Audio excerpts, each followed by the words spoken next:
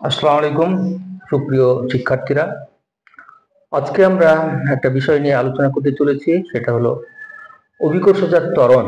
এই অভিকর্ষজাত ত্বরণের মান ভূপৃষ্ঠের সবচেয়ে বেশি, ভূপৃষ্ঠ থেকে যত উপরে যাওয়া যায় তত কিন্তু তার মান কমতে থাকে।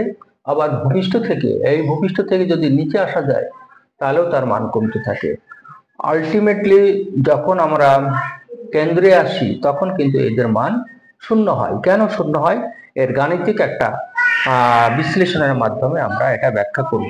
দেখো, আমরা জানি যে g equal to acceleration due to gravitation is equal to gm by r square, যেখানে g হলো মহাকর্ষজাত ধ্রুবক, m হলো পৃথিবীর ভর, আর r হলো পৃথিবীর ব্যাসার্ধ। যদি আমরা এখান থেকে পৃথিবী পৃষ্ঠ এখান থেকে নিচের দিকে আসি, তাহলে আর থেকে এইচটা মাইনাস হবে। তার মানে আমি এই উচ্চতাটা, এই গভীরতাটা ধরে নিচ্ছি যে ওই বিন্দুতে জি এর মান শূন্য হবে। আস্তে আস্তে আস্তে আস্তে আমরা যদি এই কেন্দ্রে আসি তাহলে আর ইকুয়াল টু এইচ হয়ে যায়। কেন?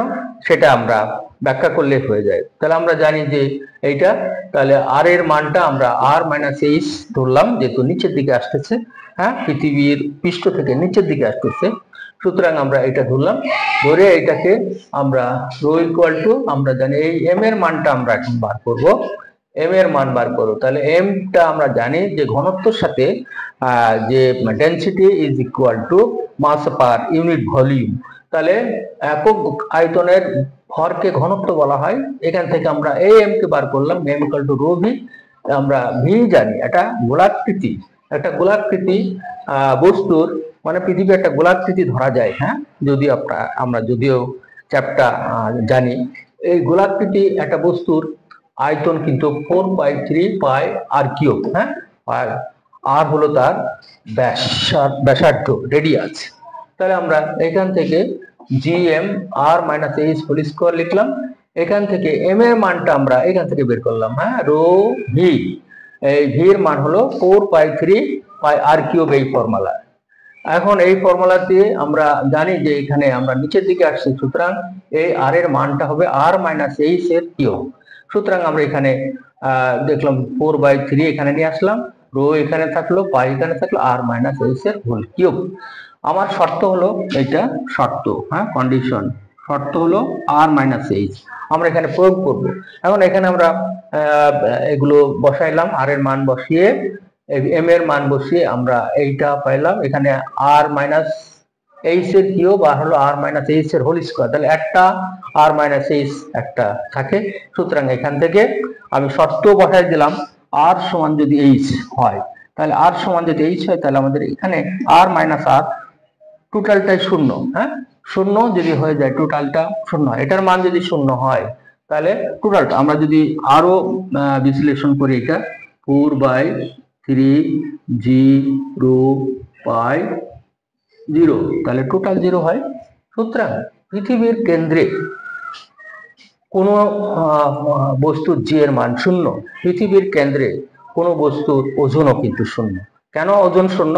আমরা জানি যে ওজন মানে হলো W equal to M G.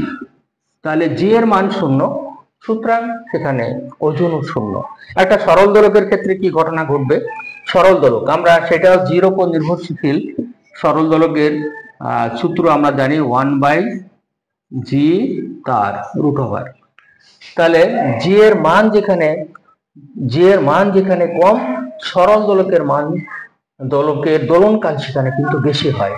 তাহলে জি এর মান এখানে যেহেতু শূন্য, শূন্য মানে জি এর মান এখানে শূন্য হলে দোলনকালটা কি হবে? অসীম হবে। কেন অসীম হয়? আমরা ম্যাথমেটিক্সে জানাবো যে অসীম হলো সামথিং বাই জিরোটাই কিন্তু অসীম।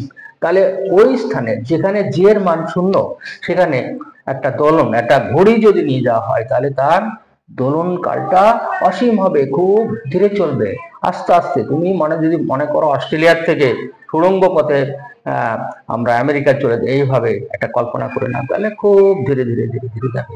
তাহলে সুপ্রিয় শিক্ষার্থীরা, আজকে আমরা শিখলাম যে জি এর মান কেন শূন্য হয়, তার গাণিতিক একটা ব্যাখ্যা দিলাম মাত্র।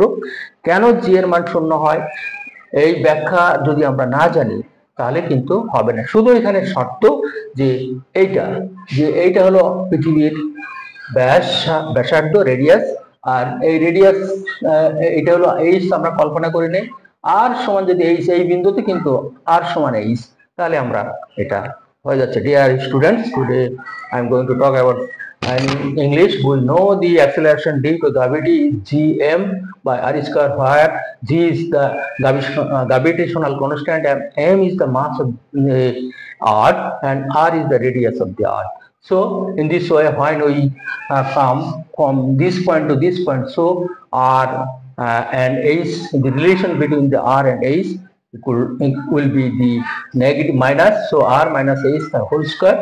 So now we like to calculate the mass of the earth in terms of the density.